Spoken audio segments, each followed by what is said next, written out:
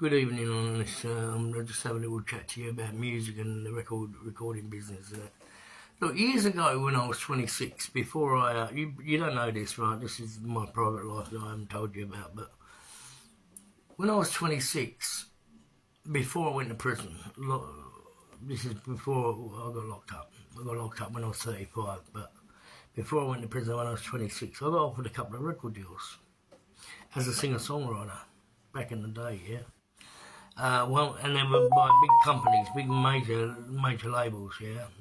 And I turned these two labels down. I'll tell you who they were. They were big labels, Warner Brothers, and also EMI. Yeah, I turned them down as a songwriter. And the reason I turned them down is because, look, I'm not green around the ears. I know how these people operate, yeah.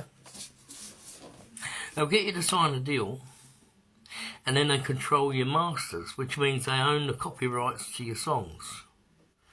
Now, that's not a good thing. Trust me, that is not a good thing at all, right?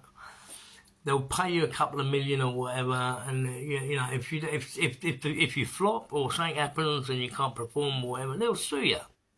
They'll take you to court and they'll get their money back, right? Now, there's other ways to make money in the music industry than signing a fucking record deal. And I always knew this. Always knew that. Back in the day, back then, when I was in my late 20s sort of thing, right? One of the easiest ways is to, you know, because I had 4 studios, so I've been a producer for quite some time, right? But back in the day, if you write beats for people, or you as a producer, or you engineer the music for people, what happens is they can pay you, like, I don't know, 2,000 or 3,000 for a song or whatever. So it's a bit of pocket money, it's a bit of money coming in, yeah. But there's another way, especially now in the 2026. Nowadays, you don't need to go anywhere near a record company. You don't need to. If you get a massive following because of a song breaks out, or if you end up on social media, you get a strong following or whatever, as an independent, you can make quite a bit of money as an independent record label. You can make a lot of money, right? And also, something that a lot of people don't think about, and that is, nowadays there's investors that will pay you for a catalogue. Now, what a catalogue is, when you've got an album, and it's a proven album, and you're making money on it. I'll give you an example. The Icy Pyramid had 11.2 million streams, yeah, and in 2 years earned over £600,000. Even though I never got that money because I got stitched up by the distributor. I'm claiming that money back, by the way, now. But at the time they never paid me, right? So that catalogue, or that album, they call it a catalogue, is worth, in 2 years, is worth over £600,000, right? That was the Icy Pyramid, my first album. Now, so the Icy Pyramid, now I can take that now. There are companies out there. You need to do your own research. I'm not going to put their names on social media, yeah? You need to do your own research on this, right? But there are companies out there that if you take a successful album to them, they've got investors. And I'm in the process of doing this right now, right? Where they will upfront me 2.2, 2.7 million on that album, the Icy Pyramid. Why? Because they get like a 10-year lease. Now, this has nothing to do with record companies. This is outside of all that. They will give you 2.2, 2.4, 2.7 million over a 10-year period, right? Because they know the album can generate 300,000 a year. So they walk away with what, 6 to 800,000 over a 10-year period, because the album potentially is worth 3 million. Do you see my point? You see, where you don't need to go to these record labels and record companies. You don't need all that. There's other ways around this, right? Now, they're not going to tell you that. These record companies ain't going to tell you that because they don't want you to know. They want you to sign on the dotted line, and you know, most people don't know what the fuck they're signing, and they're signing their life away. They lose the rights to their songs, you know. If anything goes wrong, they've got to pay it all back or go to court and get sued.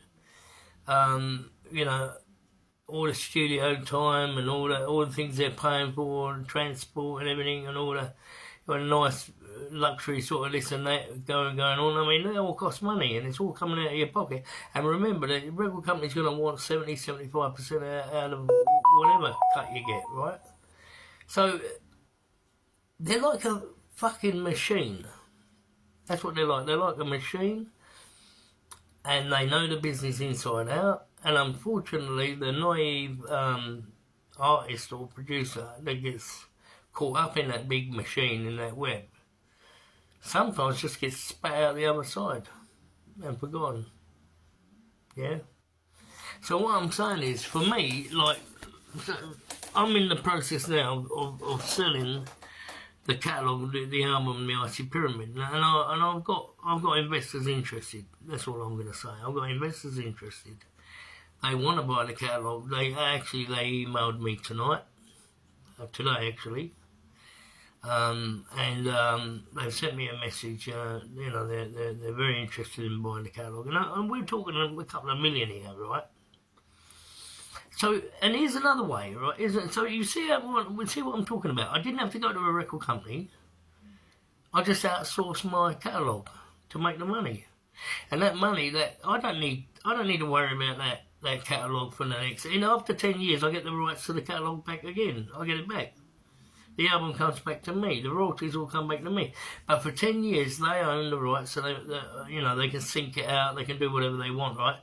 And they pay me for that, and that's about 2.2 to 2.4 million. But you have to be successful. You have to have a successful album to do this. What I'm talking about. That's one thing, right?